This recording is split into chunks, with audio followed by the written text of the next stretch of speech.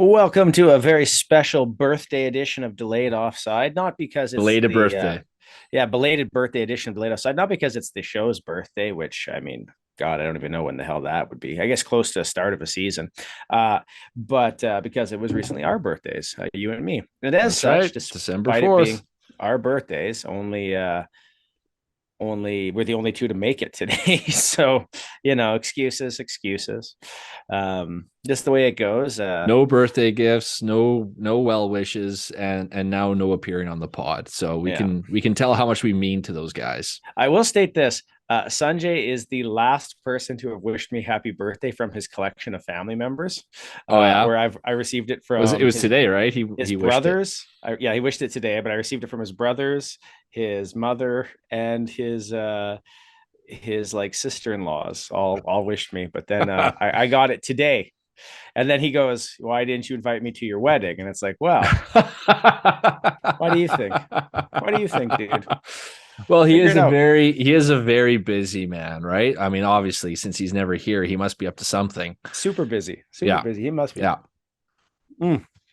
So I will, easy, buddy. So I will showcase what I did get for my birthday, which was this. Ooh. But there's a The story to it, which yeah. is my wife was reading her credit card statement aloud because she was trying to figure out from our trip to Winnipeg what some of the purchases were on there. Oh yeah. And she's like, I never bought him anything in Winnipeg, so I can just read it.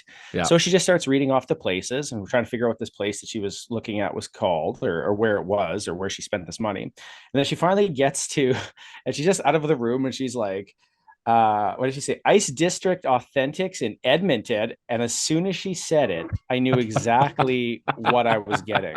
Because I'm like, why would you order something from the Oilers official store, Shelby? Like, what possible reason would you have for that? So I burst out laughing. That's And as awesome. soon as I laughed, she like clicked in as to what had happened. And so she came to like, she's like, oh my God, I'm so sorry. Like, I'm So not whatever, you bought sad. me a jersey, so Yeah. Like, I'm you not going know, to complain. But it yeah. was funny. It really was funny. How you like it? How was your birthday? It was pretty chill. My daughter just had her adenoids removed, so it was pretty laid back weekend just because she wasn't feeling the best this weekend. So very laid back and chill and watched, some movies and had some McDonald's and that type of thing. So That's very, sick. very chill. But by the time you get to our age, it's not usually something that we're needing to celebrate or necessarily, right? Although every year you go out and play pool and stuff with your buddies, so I guess you still like to do it. But You're invited every year. I know You are I invited. came I came one year. You, yeah, exactly. Well, whatever. Usually you're celebrating Well, with us, yeah, it's so it my works birthday, out. right? So yeah, it's always with family now instead of friends, right? Yeah. So Well, this is the hardcore hockey content people this is what wanted they're when they interested in. when This they is what got the they're. episode. That's right. Our numbers will go down after this because now they got caught up in our lives, and that's what they really care about. The They hockey won't stuff have they to don't. they won't have to sit through a 5 minute as Adam feels his way through a Sutter interpretation into something else, where he's like, "I'm doing Sutter," and then we're like, "Isn't that Babcock?" And he's like, "No, this is my Paul Maurice," and you're like, "I don't even know the difference This is anymore." my 40s gangster Yeah, impersonation. yeah, Yeah. you're gonna get on the ice. See, Adam, what do you think Paul Maurice is like? That makes no sense at all. We're gonna start off here with some of the like this is kind of one of the ones from our document you and I have kind of had for a little bit here, which is this can the NHL do a better job of promoting its stars? So as far as it goes right now, the NHL is probably the fourth most important league in sports viewership, at least amongst the American audience, behind MLB, behind NBA, behind ML oh or yeah, no NFL for NFL. sure, Yeah, and NFL. Yeah, and potentially college even too. To be honest, like you go on like behind the college for yeah sure. Yeah. ESPN site, you're scrolling on the top tab to find NHL, and it's way back there after all the college sports too, right? So Yeah, and so yeah. like that's the kind of an issue, and even soccer is starting to pick up more in the U.S. than it has lately. So do you think it's because the NHL has a hard time essentially promoting its superstars, or that it doesn't do a Yes. very good job of it? And if that's the case, then who would you pick, and what would you do? Like, what would your campaign be to get these people kind of into hockey?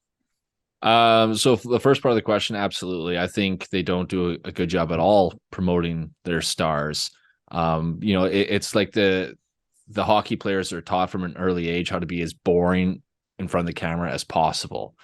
Yes. And I think that's just part of hockey culture, right? That, you don't want to individualize yourself from the team too much. But Yeah. nowadays, people aren't necessarily buying the product anymore. They're buying the stars, the people, right? Like the days of social media now, like, you want to grow Instagram followers and have people tuning in to see what you have to say and what you're wearing and all these different things. And, if you're just no personality, people aren't going to be interested in tuning in. Obviously, that's not the only reason hockey's far behind all the other sports, but I think that certainly is one. I think the league could do a much better job at trying to humanize their players a lot more and trying to get people to like know them and find ways to root for them or be interested in their careers and their lives and all that type of stuff. So I mean, the easy answer would be like, okay, like who would you want to promote? I mean, the easy one would always be Connor McDavid because he's the best player in the league. But the problem is he's one of those boring guys in front of the camera. And unfortunately, throughout the years, a lot of like the best players in the NHL are often the most boring. Yeah, you can't tell me Sidney Crosby was like an exciting No, person to listen to. absolutely not. No, like Ovechkin was so much more entertaining than Crosby. So I mean, it would be nice if McDavid was told to let loose and show his true self. I will say this, is I think he does in certain commercials, or at least you see Really, it which more. ones? Which ones? Okay, Because like the ones so I've seen, it's very bland. the GoPro Auto ones I think are actually pretty decent, where he's always doing stuff. And it's with like Hal Johnson and Joanne McLeod. There's those ones initially, but they're still in like the newer ones where it's him and Brock Boeser, I believe, or is it Bo Horvat? I don't really know the Vancouver Canuck guys. I just and Tune them out. they're doing like different things to make like their commercial memorable. I also like the old CCM one where he would like be firing pucks, and then every time he'd look back, he'd be in a different position. Yeah, Um, but like that's, I mean, and that's great. Like if I was to promote McDavid, I would do things where he's not talking and doing action, right? Like Agreed. showing, Yeah. showing his The skill goal set, against showing his the goal speech. against the Rangers. Exactly, Yeah. just nonstop, right? Talking about how he's like Breaking Morgan Riley's ankles. the fastest like the fastest player in the world at any sport, that type of thing, like really pushing that and showcasing his skill and abilities. And like that's what I'd be pushing and doing commercials like that where you're getting to do different actions. In terms of personalities in the NHL, like one I could think of would be maybe David Pasternak. Like that guy's friggin' hilarious. I don't know if you saw after a Celtics game, he was pretending to interview himself as the Celtics head coach. It was pretty funny, and like the reporters got a kick out of it. He's done like a bunch of stuff like that. Like The one I remember is at the outdoor game where he was like, "I'm missing the party. Like, I don't want to do this interview anymore. Can we go? yes. Because I'm missing the dancing." And there was like an all-star game one time where he was chirping the ref and they caught the hot mic with him and stuff. Like he has a great personality. He's funny. And so I think like that is potentially a personality that they could showcase where people would want to follow him just to see what hilarious thing he does or says next. It'd be a little more helpful if, the accent wasn't so thick and stuff, but in some ways that kind of adds to his charm a little bit too. So, and I mean, he still is one of the best players in the league as well. So you're still promoting a superstar. So that's one guy I'd probably jump on board and try to do as much stuff with him as I possibly could. Just basically put a camera on him and say, go, and just let him be himself. Okay, so what's your marketing campaign since you've talked about David Pasternak for half an hour here already, Ryan? Well, I charge for that, Gary Bettman, you need to hire me in order to actually start up this campaign. There you have it, folks. Not a real go. fan. Doesn't contribute to the growth of the sport. Prefers its demise. Nope. I just That give is you a tough, little. though. Like, I give you a little tidbit, and then that's it. You reach it is out tough for me though, for the rest. but like guys like Marchand have great personality. Like you can see they're Yep. really cashing in on Zegras, but Zegras is showing more personality, I think, than a lot of other players. So the switch is coming, but traditionally they've really hammered on these guys. Like when PK Subban showed any type of personality, people were really annoyed by I it. know. Yes. And I think that It's switch just hockey has kind of culture. occurred. Yeah, Hockey and it's culture. Yeah. problematic, and hockey culture has lots of Well, problems. like even when do you remember when Ovechkin did like the hot stick thing, right? Where he like, Mm-hmm. threw it on a stick after he scored that Yep. insane goal and was like fanning the flames or whatever. And like he got absolutely shit on for that. Yes, he did. And like stuff like that is what people love. Like you watch the NFL, like what are they doing after every touchdown? They're doing these like insane touchdown dances Not and anymore, dude. There's celebrations. fines with that. They've cut that back too. But they do little ones now because Well, they anything still, too much, yeah, they do. You're right. But anything too much, right, yeah. Like, well, eventually the they man started hates it. crossing a line when they were starting to like do stuff on the logos of other players and stuff like Well, that. I think it So was time other too. teams, You do a and 3-minute touchdown dance when you're trying to run a product within a specific time period. It yes, doesn't. yeah. So like up to a point, but like still at the same time, I mean, like fans love it. Like fans tune in for it, right? And you think of some of their superstars like Terrell Owens, who just chatterbox and super cocky and controversial, but like sells tickets, right? So It's true. controversy creates cash, and I just don't think there's enough of that either in the league. Like who was it? Kucherov. Remember Kucherov last? Was the last playoffs or the playoffs before? What the hell was it that he said that was? Kucherov? I don't remember. Wasn't it Kucherov? And I have a terrible memory, but I remember he said something about a team. I can't remember what it was. Fuck. Well, I'll have to relook it up. But anyways, I just remember people Was it being up in really arms like F-bomb how worthy, Ryan? My God. no, I'm Kids listen to pissed this at myself podcast. because I can never remember these things when I bring them up. But I just remember, yeah, I'm pretty sure it's Kucherov, and he said something, and it was pretty edgy, and but people like just shit all over him for it, and I was like, you know what, this is great because like now that team, like those fans are going to buy tickets when Kucherov is in town, just so they can boo him out of the building. Right. True. So that type of stuff is should be promoted. And then the NHL should be pushing that shit. Right. So Like that's you're just like a guy that loves the politicians that hate each other. Just the more violent and that's right. meaner it is, the better. Yeah.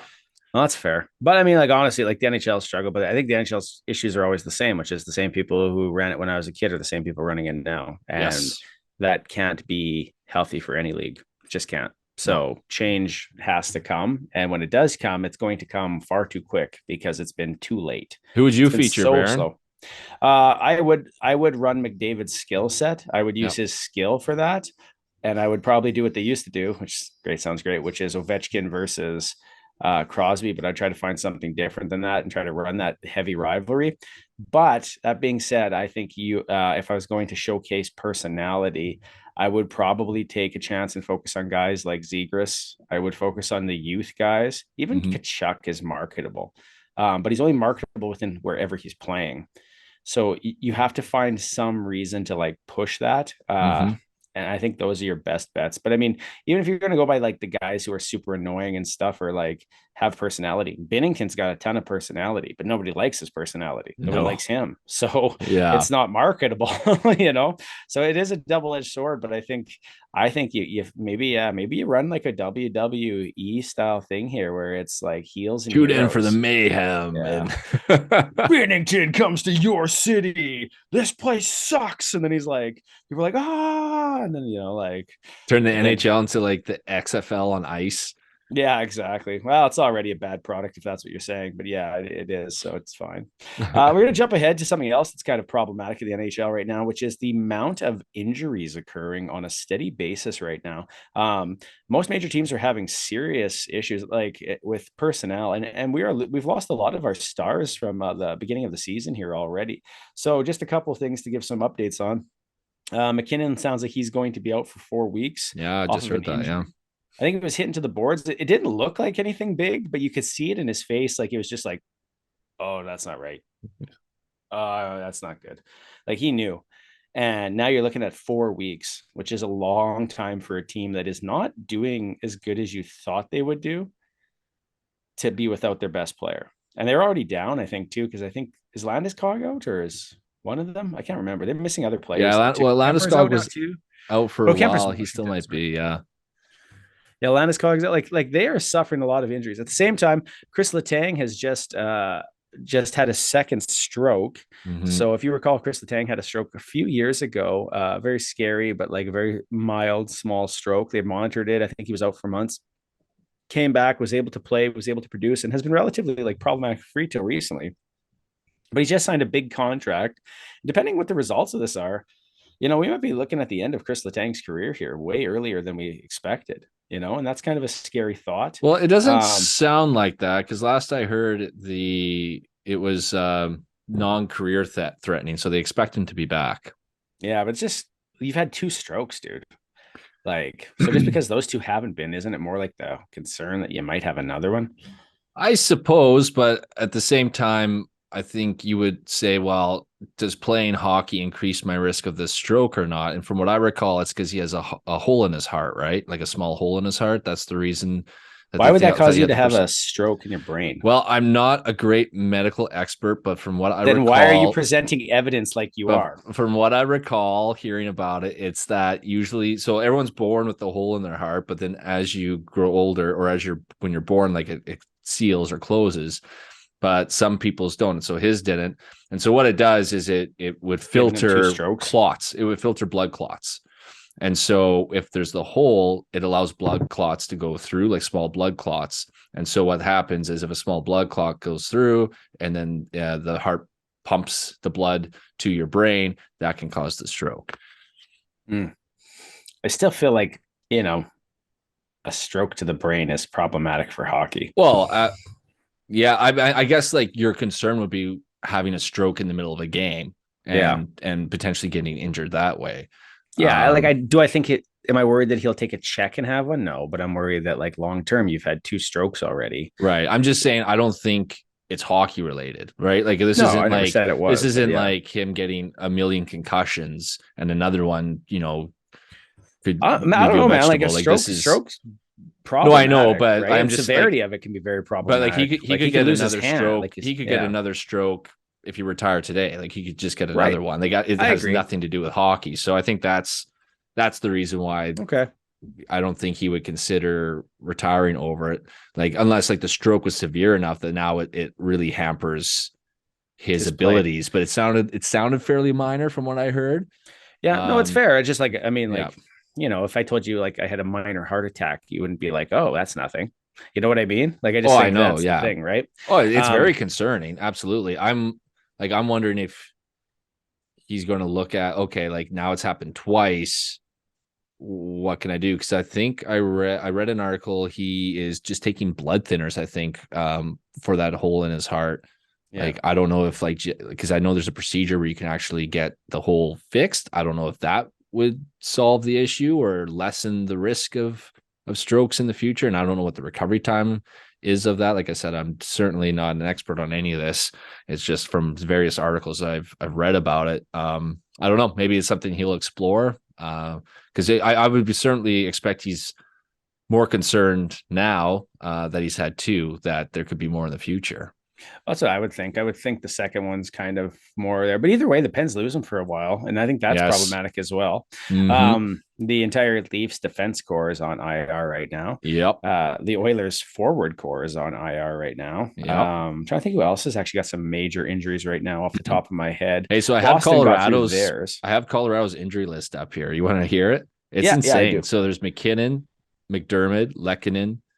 I don't know who this guy is. Foudy, Bowen Byram, Josh Manson, Evan Rodriguez, Shane Bowers, Gabriel Landeskog, Darren Hellman, Valerie Nishishkin. So everybody. Yeah, like that's a lot. Yeah. And the Ducks are missing Klingberg, Drysdale, Lundstrom, Grant. Yep. I'm trying to think who else has got big people out here. Calgary's Freddie Anderson in Carolina, Max Pacioretty, right? Yeah. For Carolina. Killington, Taves out. Mrazek, Stalock. They've lost both their goalies. That's hard. So I mean, there's definitely Voracek was a big one. Voracek might be like done here. He's out till like April on the 1st. Same now. Yeah, like Renski, but like that was Renski shoulder early. Yeah, that was really early. One. Oh, Tyler Bertuzzi. I forgot. Yeah, he's out. I didn't know about that recent. One. Yeah, that was fairly recent, like just the other day. So Vrana yeah, you're right. Like again. there's tons of names out. That's Geez, for sure. Gudas, Barkov's out. But like you're talking about Declares the Leafs, like it's been insane the amount of injuries they've gone through. Like for a while they had to play their third string goalie because they both of their goalies their out. goaltenders out, and now they're missing 3/4 of their top four defensemen, and somehow they're still winning, which is nice. But like that, there's a graphic I sent Baron today that we saw on Twitter, and it was just showing like the amount of man games lost, and like Leafs are first in the league and Oilers are third, I think it is. Yeah. So yeah, our And the teams are thing is, if you definitely can get through injuries and be in a good spot, like that is importantly huge. And absolutely. Toronto's in a good spot. The Oilers are in a precarious spot, but to still But be there is considering kind of the important. injuries they've had, like they've been basically playing 500 since Kane went out.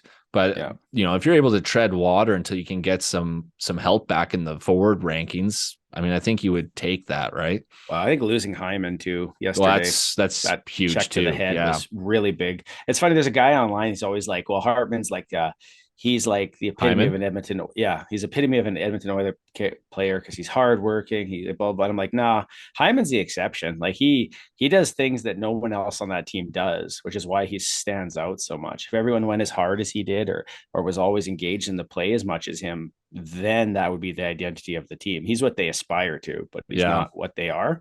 And when he is gone, I think he's a bigger, like, he doesn't score like Kane, but he's a bigger motor than Oh, Kane. he's a huge motor. Yeah, because like when he was on the Leafs, like the Leafs weren't always a great defensive team. They used to be pretty bad defensively. It'd be nice to have Hyman now because like the team itself, like the team's really good defensively now. And to add Hyman to it would be awesome. Yeah. But I used to notice that too. Like I felt like he was the only guy going in the corners and getting the pucks and doing all the Fighting for, things on the yeah. PK. And like I loved Hyman. Like he definitely plays with heart.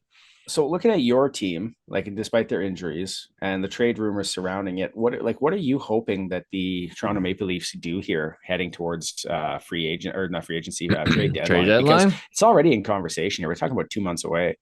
You're right. Well, I think the big thing is the Jake Muzzin spot, right? Because TJ Brody's coming back. I heard fairly soon. Morgan Riley's going to return at some point. So you can't replace those spots because you need those guys will be back. But the Jake Muzzin's the big one. And the thing with Jake Muzzin is he does provide something that back end that they don't have a lot of, right? Which is like the big physical guy who can hit, who can clear the front of the net. He's been injured the last 2 playoff runs as well. And every time he's been injured, it's been noticeable. Or was it or no, it was against Columbus and then Montreal. So not last year, but anyways, yeah. So every time like he's been injured, like you've really noticed and felt it whenever he was out of the lineup. So I think they really would still need to get a top 4 defenseman to fill that particular role. I think that would be something ideal. Are you thinking it's going to be Jacob Chikrin? I don't know. Is Chikrin really that kind of player? I don't know. Like that's the thing. Like I don't watch Jacob Chikrin ever because I don't watch Coyotes games, but his numbers are good. Like so, I always thought he was more of an offensive guy, but I haven't watched a lot of Arizona games. So I do think his defensive numbers are actually decent. I don't have them off the top of my head because it's like that's one of the ones the Oiler fan base is kind of like flirted with and wanted for a long time. Right. But same thing, like I don't know that he's necessarily what they need, nor do I think he's what they're thinking. So that's the other problem there. Yeah, but I haven't really looked into what defenseman, like it's so far still away. We're only quarter of the way in the season. So. Well, conversations are already starting. Oh, buddy. Of course they are. Here. Of course they are. Well, and I think the fact, like I think they're just waiting to hear, okay, is Muzzin done? Right. And then once they get that confirmation, then they're going to start moving on things. And the big one for the Oilers right now, apparently, is Drager mentioned Erik Karlsson as a potential candidate for the Oilers as a defenseman to give them an actual number 1. But go ahead. What do you think? I mean, you're the Oiler fan. What would you think about bringing in Erik Karlsson? I would argue if he can, like, to me, he's an offensive defenseman, obviously, but he's a liability on defense, and the Oilers. Yeah, I mean, once they have all their forwards in, like once they have, especially Hyman and Kane back, They are a force to be reckoned with offensively already. And you already have guys like Tyson Barrie and Evan Bouchard back there. Like, Yeah, I would my think you guess need is someone who can someone shut goes. teams down, because like I just don't think that Edmonton defense is very good at No, it's playing not. defense. It's terrible. But the thing is, too, though, if you get Erik Karlsson, I think the thought process goes that he gets the puck is out of your zone because he is an elite passer. At least he has been. I don't know if Just he is go anymore. all in, chips all in onto offense. Let's go, That's baby. kind of Let's what do it. that's really Yep. it. I mean, honestly, because like they're Bank getting those good goals out. goaltending from Skinner. So, I mean, honestly, but I don't Yeah. know. Like, I'm not sure Carlson is the one, but at least he can play top line minutes. Yeah. Then But I on the mean, opposite end honestly, of that, I've heard of Joel Edmondson. and So that's the other one. And I don't think Edmondson would be terrible, but I think he's once again, he's like going to play what, like your second yeah, pair like he's at not going to be best. like a huge difference maker, right? Right, exactly. He But might I mean, help. maybe that's not what they need. Like, but their PK is so effing awful. But I mean, honestly, like I was saying today in the group chat, and it wasn't me that pointed out, it was on Low Tide on TSN, and he kind of was like, "There's just a level of indifference, and that's dangerous. Like they make passes that they should care enough not to make that pass, but they'll just make the pass because if it gets through, great. But if it doesn't, well, and then they're caught and now they're screwed. And then they put themselves in a situation like that. Like there's no reason for a team to get that many shots on net against the Oilers 50. Like, that was yesterday. nuts. That's stupid. I couldn't It's believe it when absolutely I stupid. saw that 50 shots. Like, holy crap. Like watching it was just like bang, bang, bang, bang, bang. You're like, oh my God. And their goalie kept them in it. They had no business being in that game. Thank God And Campbell they didn't play had the that lead game. twice and they lost it. Yeah. Yeah. I saw that a few people posting that GIF of this is Skinner and during the intermission after the team allowing that many shots, and it's just that coach walking around slapping all the players in the locker room. There's a few people posting that. Speaking of injuries, Met is done for Toronto, lower body injury. Oh, great. Victor Mete's out now too? Yeah. Wow. Wow. Yeah. So I don't know. Another injury who they're for going the to bring up Leafs. now. Like shit. They're like, thank God they had defensive depth to start the season, because like they brought in Mete, they brought in Ben, right? So those guys were able to provide some depth, but like both of those guys are out now. They brought up Hollowell. He did fairly okay, but like, yeah, we're basically going to be, I don't know who they're going to bring up now. Obviously, someone from the Marlies, probably a young guy who's never played before. Hey, look, it's actually giving us the countdown timer at the top here. Ooh. Do you see it for yours? I do, yeah. I usually I get the countdown up until a minute, and then it and then just it's like, then it screw says less than a you minute guys, left. figure it out. But we're going to talk a little bit here about one of the things is other players available. So Brock Boeser is apparently available. I've heard that. And would you be interested in a player like Brock Boeser? Well, yes. He can certainly provide offense, and the one thing with Toronto is they still just haven't been able to find that second line left wing to play beside Tavares and Marner. They've shuffled a bunch of players through there. Nick Robertson's played there. Alex Kerfoot's played there. They might have even tried Bunting there for a little bit. They've had Yarncroc trying to play there, and it's just no one's really matched up well there. So, and the other thing is too, look at the last, like every playoff loss for the past like 3 years. Like, what's been the issue ever since Columbus is they just haven't been able to get enough goals. Like, their defense has usually been pretty solid in the playoff series, but their offense sputters at the worst times. And so, inserting a little bit more offense onto the team for the playoff run, I'd be down for that. Considering like the different chips where we have, there's a lot of teams that we kind of thought were going to be in this that really might not be heading down the stretch. Like, to me, Nashville had kind of refound their groove, and this year they're not looking like that again. And on the other side, a team like Winnipeg, who I thought was going to be like the place to steal players from eventually, they're not going to be letting anybody go. If anything, goaltending, man. Goaltending can change so much. It is, like, but Saros was a Vezina caliber goaltender last year, and now this year he's not, right? And Hellebuyck is playing lights out, and now Winnipeg is a great team. When you watch a Jets game, it's not like they're being like outshot like 80-20. Like, I mean, the Oilers were outshot by like double the amount that a Winnipeg Jet team normally is outshot. Right. Right. Like they're not necessarily getting outshot either. So I mean, goaltending is hugely saving them, but the rest of the team is actually playing well too. I mean, maybe that's just the confidence of a good goalie. I don't know, but it does look like they've really kind of clicked in I here. think they've I, improved defensively. I still think for the most part they're still getting outshot from when I last looked at it. But by how much? well, I mean, I could look if you No, want me to no, actually look it get up. your research done before. That's the important part. But But I mean, you look at something like like the I actually Panthers, got who they're into like a playing full tonight, on though. debate with like a Winnipeg Jets fan on a Sportsnet article not that Oh, long really? ago. Oh man, like we like he they were getting pissed at me. But I was just like, look, like here, like because I was curious because there was an article about why the Jets have been able to turn around this year. And I was curious, okay, like because Sportsnet especially has access to stats that the regular people don't have, right? Like they have sports logic that they're able to access. So I thought, okay, like maybe they'll go into some details to like what exactly are they doing better on defense that they don't usually do. And the article was going through and it was like going over all these stats about why offensively they're doing better and on special teams and like why like goaltending's better. They were listing all these stats. And then for defense, it was just literally defensively, they're playing much better this year. And then he like moved on.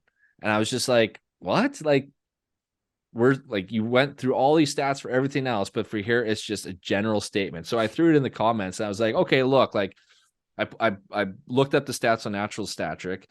I was okay, like here's what I'm seeing. Like expected goals against, they're ranked near, I think they were like 19th in the league. Shots against, they were around like 15th in the league. So I was like, to me, they're still looking like an average to below average defense, like still not that great. I think it's still Hellebuyck, but like, what am I missing here? And people just went off like, "Oh, you stats nerd! You never played hockey. You don't.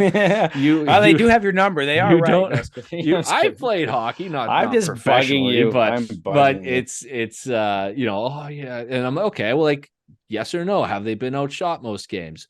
Oh man, like I trust the eye test and look better this year. Okay, well, what are they doing better this year? Like no one could actually explain to me what they're doing better this year. And the only thing I could maybe see, and I don't know because I don't have access to sport logic, was their scoring chances against, like their high danger chances against were still very high. But so like I think they're still allowing a lot from like the slot is my guess, but scoring chances were a lot better.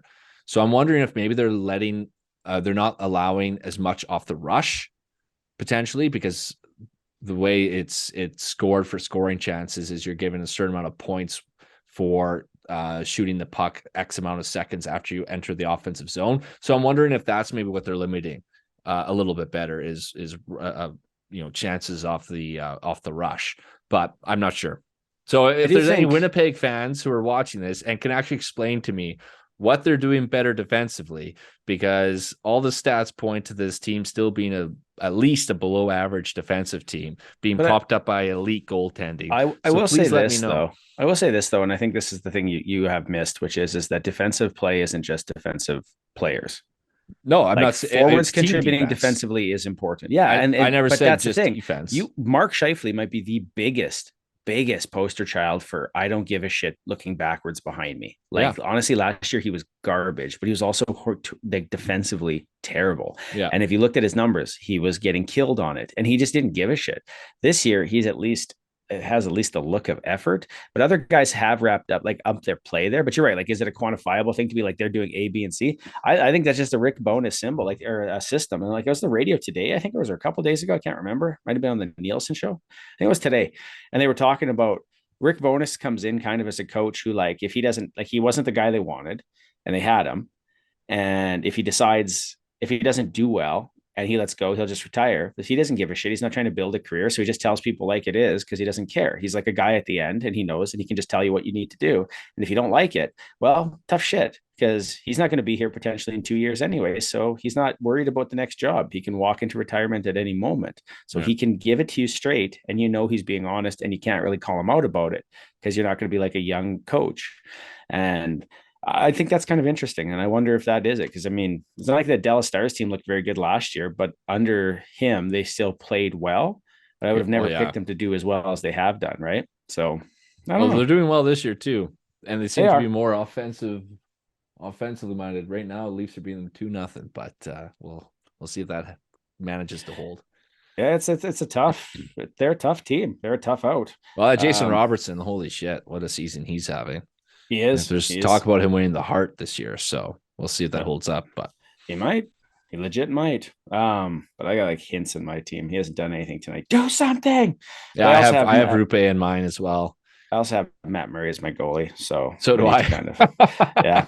I drafted him actually surprisingly early because I was like, the Leafs are still gonna, even if he's not good, the Leafs will still win games. Despite it, right? Yeah, that's Right. why And so I took him. He was my third goalie I took because I took Markstrom first. I had Saros as a save. I took over. I Saros. traded. Yeah, I took Saros Yeah. first. Then I took Markstrom was my other one. I and took my third Hellebuyck, that was a good one. and then I took Markstrom near the end of the draft. Or not Markstrom, Murray. Yeah. So you know which guy is your bench guy. And for me, my bench guy right now is Markstrom. I'll play Saros over Markstrom. But I'm like also sitting here going, hey, they're playing Arizona. Put in Markstrom. No.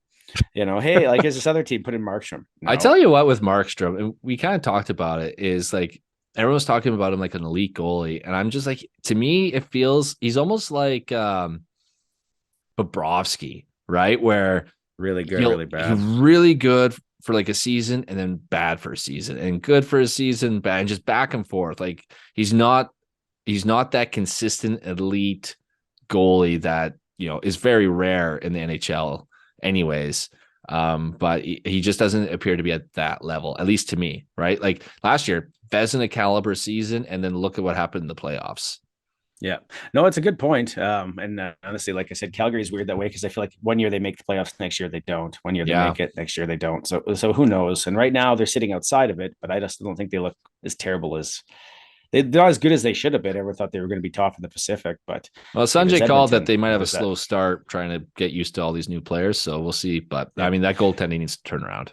Well, with that, this is the wrap up of Delayed Offside. It's a very special two-person birthday edition. Like, click, subscribe. Feel free to reach out to us on Twitter, Instagram, anything else. You can always harass Adam on his videos and make really just engaging comments because he can't help but bite, so he'll attack you back.